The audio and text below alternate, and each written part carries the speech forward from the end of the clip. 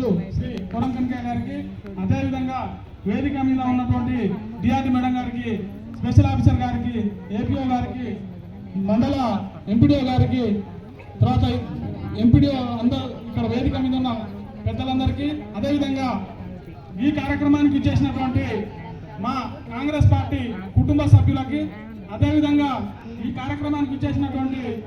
media మిత్రులకు, electronic print and media మిత్రులకు, అదే ఈ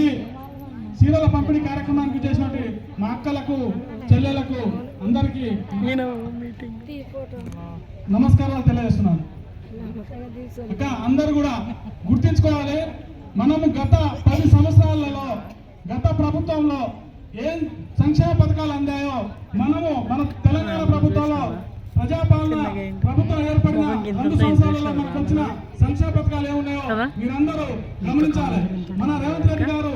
మన ఇల్లు, ఒక ఇంటికి యజమానురాలు ఆడబిడ్డ అయితే ఆ ఇల్లు ఎంత చక్కగా ఉంటుందో, అదేవిధంగా మన తెలంగాణ ప్రభుత్వంలో కూడా మహిళలు ఆర్థికంగా బలోపేతంగా ఉంటే నా తెలంగాణ ప్రభుత్వం కూడా అంతే ముందుకు సాగుతున్న ముఖ్య ఉద్దేశంతో మన ముఖ్యమంత్రి వర్యులు మన మహిళలందరికీ కూడా మొదటిగా తెలంగాణ ప్రజా ప్రభుత్వం ఏర్పడిన